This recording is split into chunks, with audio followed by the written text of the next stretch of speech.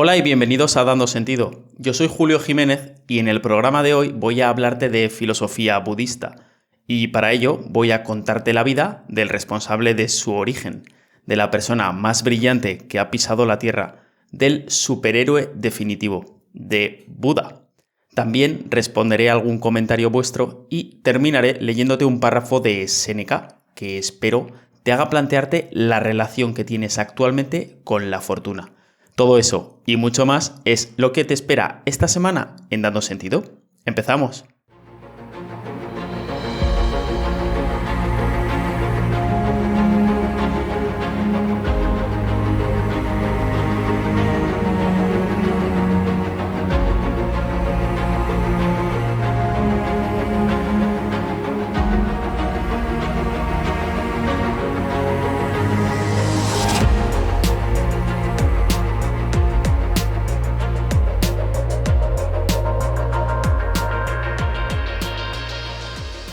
Si me llevas siguiendo algún tiempo, a lo mejor sabes que mis dos grandes pasiones son el estoicismo y el budismo. Y es algo curioso porque son filosofías muy similares. De hecho, si examinamos lo cercano que es el tiempo y el lugar en el que aparecieron, no se podría descartar que se influyeran una a la otra. Me atrevería a decir que puede, y esto es un gran puede, que el estoicismo sea el budismo occidentalizado. Sin embargo, son filosofías que requieren acercamientos distintos. Para mí, el estoicismo entra por la cabeza y el budismo lo hace, sin embargo, por el corazón. Ahora sí, esto no quiere decir que el budismo no pueda entenderse o vivirse de manera racional o secular. Tampoco se puede descartar por esto su interés intelectual, y es que es una filosofía que, desvestida de lo religioso, puede traernos paz, serenidad, felicidad y puede que incluso hasta iluminación espiritual. Así que desde hace tiempo tengo en mente hablar más en este podcast sobre filosofía budista, siempre desde un punto de vista racional. Estoy, de hecho, preparando algunos capítulos que tratarán sobre conceptos e ideas que han sido muy útiles en mi vida y que en general creo que son muy poco conocidos en la civilización occidental. Todo ello, como digo, sin la carga religiosa y de superstición que muchas veces acompaña a esta filosofía de vida.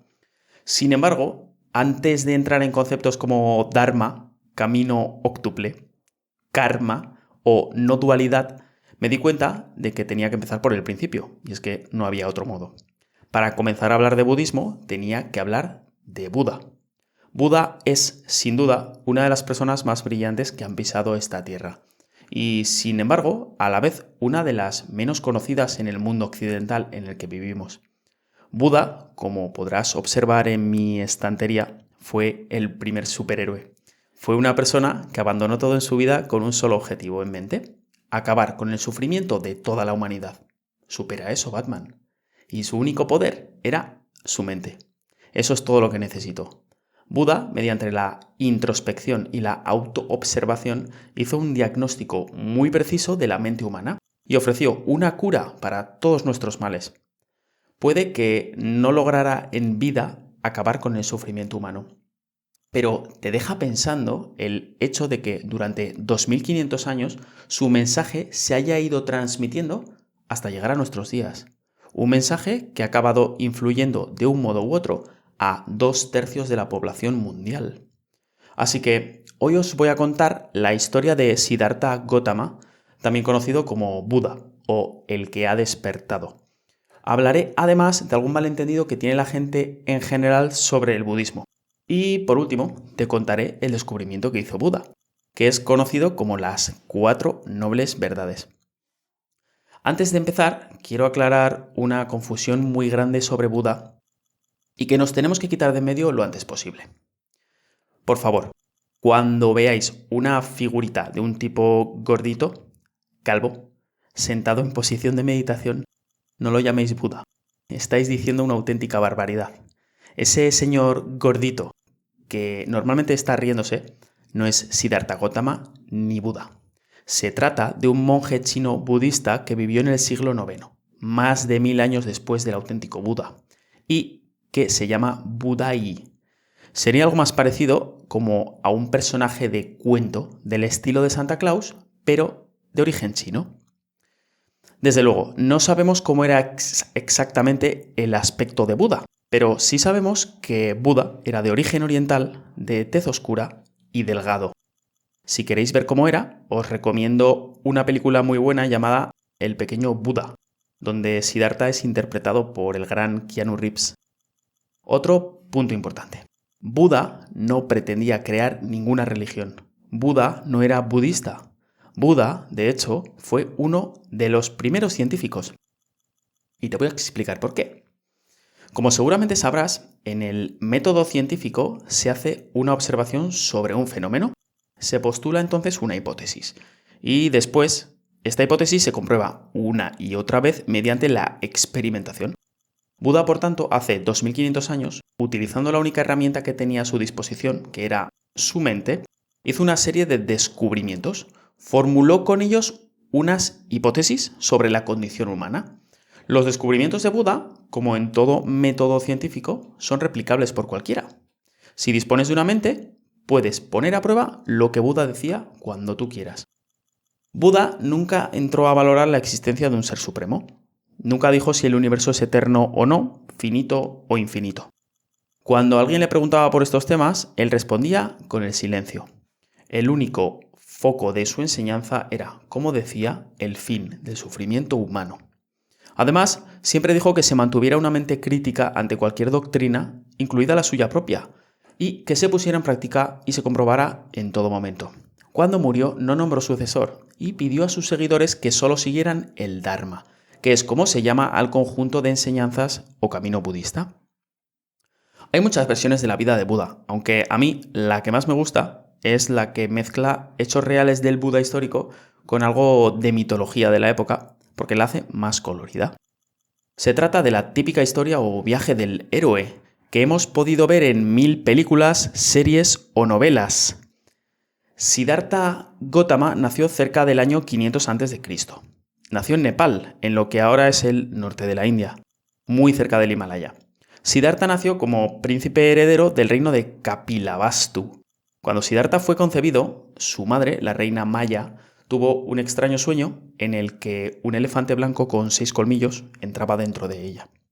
En la celebración de su nacimiento, el rey Suddhodana convocó a los brahmanes, que eran como los adivinos de la época. Y todos dieron una doble predicción. Su hijo sería un gran gobernante o un gran maestro espiritual destinado a cambiar el mundo. De hecho, sería el más grande de todos los tiempos. El rey Suddhodana se quedó bastante preocupado por esto último, porque lo que él quería es que su hijo fuera un digno heredero del imperio.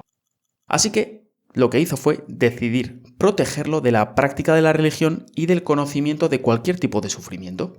Y para ello le proporcionó todo lo que pudiera desear: riquezas, mujeres, placeres de todo tipo. Eso sí, no se le permitía salir de palacio y ocultó de su vista cualquier persona que no fuera joven o estuviera sana. Y así vivió Siddhartha durante 29 años, en los que se casó y tuvo un hijo. Sin embargo, Siddhartha vivía con la sensación de que había algo extraño en esa vida tan perfecta que se presentaba ante él. Percibía que algo no encajaba, que había algo que se le estaba escapando. Un día, en una salida de palacio, casualmente se encuentra con un anciano. Extrañado porque nunca había visto una persona con aspecto envejecido, le preguntó a su cochero, Channa, ¿qué le ocurre a esta persona? Channa le contó lo que es la vejez y cómo es algo que con el tiempo le llega a todo el mundo. Siddhartha se quedó bastante impresionado y decidió entonces hacer varias salidas de palacio a escondidas para ver cómo vivía realmente la gente de su reino. En su segunda salida se encontró a un enfermo, posiblemente, debido a la época de la que estamos hablando, con lepra. Una persona, por tanto, muy desfigurada. Cuando de nuevo pregunta a Channa, este le explica lo que es la enfermedad y cómo es algo que también, antes o después, le ocurre a todo el mundo en sus vidas.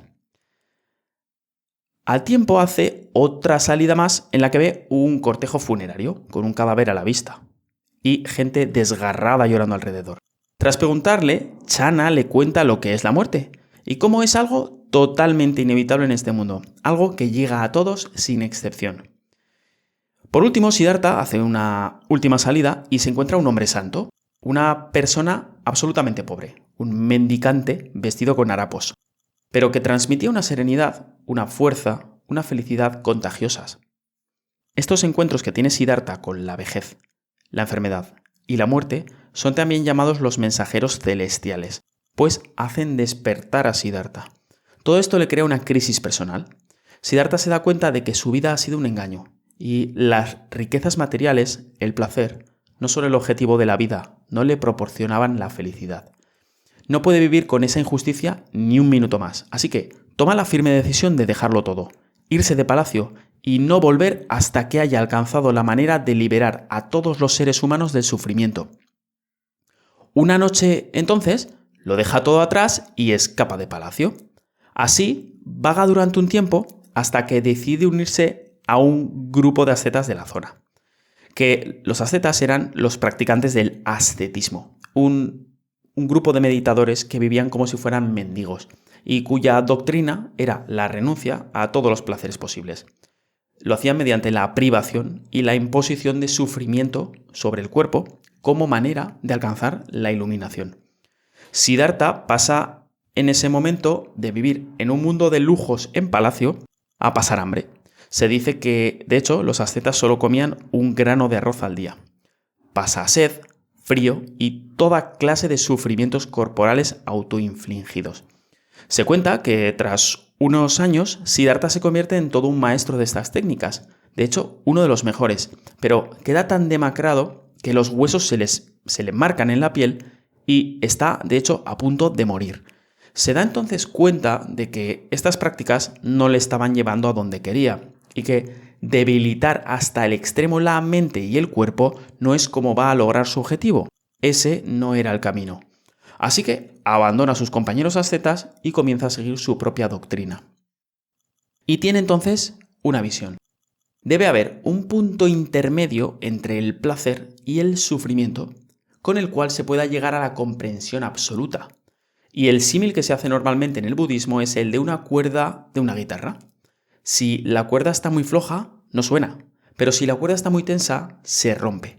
La tensión ha de estar en el punto intermedio para que la guitarra pueda hacer melodía. De ahí que la vía del budismo también se conozca como camino medio. Comienza entonces a alimentarse de nuevo y cuando está ya recuperado física y mentalmente, toma un día la firme decisión de sentarse a meditar bajo un árbol y no levantarse hasta encontrar la respuesta a la pregunta existencial que le atormentaba. ¿Cómo liberar a la humanidad del sufrimiento? Y un paréntesis aquí. Puede que esta historia parezca un mito, pero ese árbol bajo el que se sentó Buda, o un descendiente del mismo, está todavía vivo en la India, en Bodh Gaya, y es un lugar de peregrinación. Siddhartha entonces se sienta bajo este árbol y pasa una noche de profunda meditación en la que se le aparece Mara. Mara sería algo así como el demonio en la tradición india. Mara comienza a tentarle para que abandone su meditación. Le ofrece toda clase de placeres de los sentidos. Banquetes, mujeres, palacios, riquezas. Cuando esto no funciona, lo intenta asustar. La amenaza con visiones de terribles ejércitos, de enfermedad, de muerte y de destrucción. Sin embargo, Siddhartha se mantiene firme, sereno, inamovible, hasta que llega la mañana. Tras esta noche, se dice que Siddhartha alcanza el despertar, o la iluminación, también llamada Nirvana. Y desde entonces pasa a ser llamado Buda, que significa el despierto, o el que ha despertado.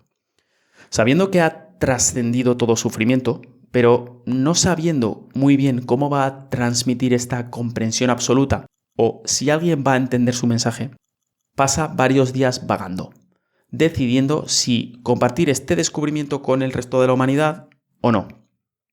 Al final decide intentarlo y comienza a enseñar su recién adquirida sabiduría y lo hace en el llamado Parque de los Ciervos, donde se encuentra con sus 5 antiguos compañeros ascetas. Estos al verlo lo miran con recelo y con rencor, pues están molestos desde que Siddhartha les abandonó. Sin embargo, notan algo distinto en él. Lo ven bien, fuerte, seguro, tranquilo. Notan una energía emanar de él, un tipo de bienestar, de serenidad y paz que les atrae. Así que deciden acercarse y escucharle. Así es como el Buda da su primer discurso, el llamado Dharmakakra Pravartana Sutra, también conocido como el discurso de la puesta en marcha de la rueda del Dharma, una rueda que sigue girando hasta nuestros días. En este discurso se postulan las 4 nobles verdades, que es el corazón del mensaje de Buda, y que te cuento brevemente. La primera sería: la vida es sufrimiento, o mejor dicho, insatisfacción. Es decir, todo lo que experimentamos y que etiquetamos como bueno o malo, por su propia naturaleza transitoria, siempre nos deja insatisfechos. La segunda noble verdad sería: el motivo del sufrimiento es el deseo, o los llamados 3 venenos de la mente: el deseo, el odio y la ignorancia. La tercera verdad es: la cesación del sufrimiento es posible. Esta es la buena noticia. Y la cuarta verdad es la verdad del camino del cese del sufrimiento, que es el Dharma, o también conocido como camino óctuple, pues se compone de 8 partes. Aunque eso te lo cuento otro día. Fíjate en una cosa curiosa. Una cosa que me gusta mucho de Buda es que le encanta hacer listas. 4 nobles verdades, camino óctuple a la iluminación, las 3 marcas de la existencia, los 7 obstáculos de la meditación, etc. Buda era un hombre instruido. Debido a que era un príncipe, se dice que debió ir a la universidad más importante en aquellos tiempos, la que debió ser el Harvard de la época. Fíjate entonces que también en estas 4 nobles verdades que te he nombrado, utiliza el método de un médico, pues hace un diagnóstico: la vida es sufrimiento. Da un origen o causa de la enfermedad: el deseo. Da entonces una prognosis o pronóstico: el cese del sufrimiento es posible. Y por último, ofrece un tratamiento: el camino del Dharma. Volviendo a nuestra historia, tras este discurso, los ascetas quedaron inmediatamente iluminados y decidieron empezar a seguir a Buda como su líder espiritual. Se comenzó entonces a formar una congregación de estudiantes del Dharma a su alrededor, conocida como Sangha. Y Buda pasó los siguientes 45 años de su vida enseñando por todo el noroeste de la India. Falleció a los 80 años, seguramente por una intoxicación alimenticia en Kushinagar.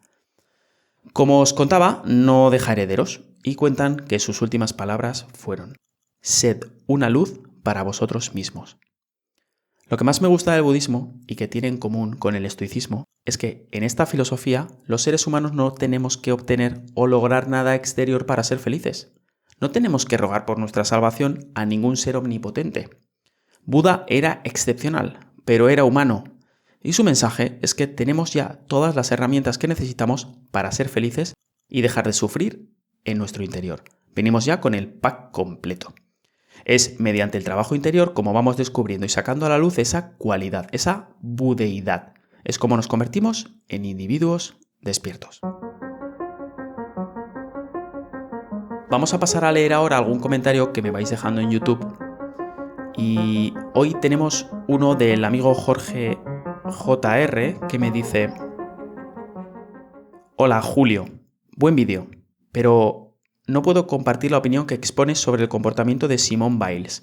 Creo firmemente que el término medio debe gobernar nuestras vidas. No me gustaría estar en la piel de un deportista de competición siempre presionado por los resultados. En mi opinión, la actitud de Simone es entendible. Saludos, enhorabuena por tu canal». En primer lugar, Jorge, muchas gracias por el comentario y por expresar tu opinión, pero sobre todo por hacerlo con tanta educación, porque así da gusto. Por supuesto, Jorge se refiere en este caso al argumento que hacía en el primer episodio del podcast, en el que yo decía que vivimos en una sociedad de gente muy floja. Y mi propuesta es que esto se debía, entre otras cosas, a que estamos empezando a alabar la renuncia en lugar de la resistencia.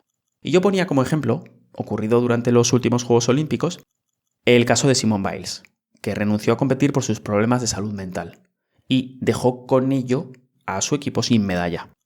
Yo ya dije que esto puede ser entendible, pero como tú comentas, además yo a eso añadí que no puede ser nunca loable. Y es que, además este caso me venía perfecto para ilustrar el argumento que quería hacer en el vídeo.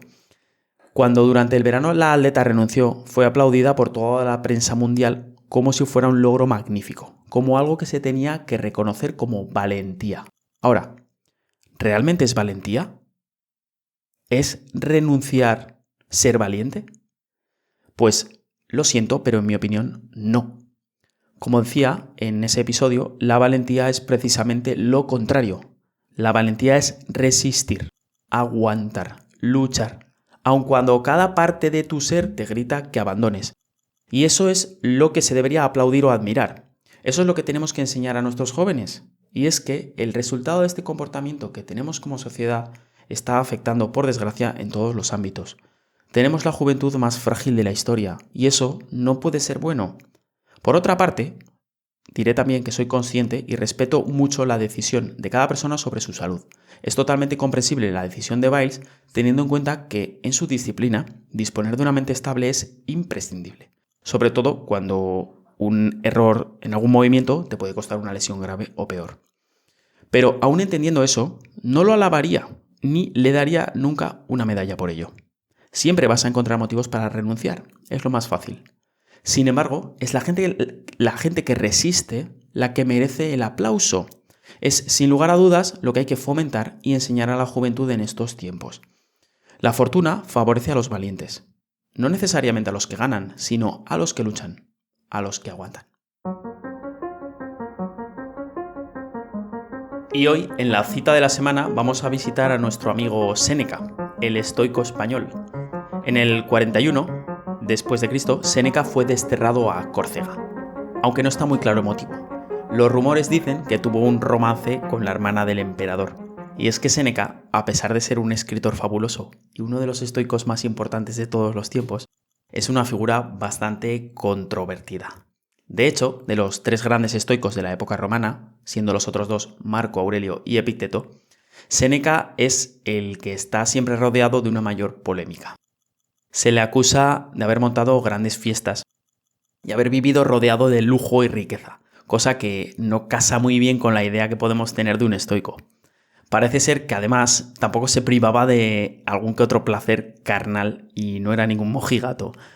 Además, no queda claro si realmente participaba de un complot para controlar al emperador Nerón al que tutelaba. En cualquier caso, la cosa no salió bien, ya que Nerón resultó ser después un déspota enloquecido que disfrutaba despellejando viva a la gente y que mató a su propia madre. Este sería el que después acabaría sentenciando a Séneca a muerte por traición. Una sentencia que Séneca aceptaría con valentía y ecuanimidad estoica.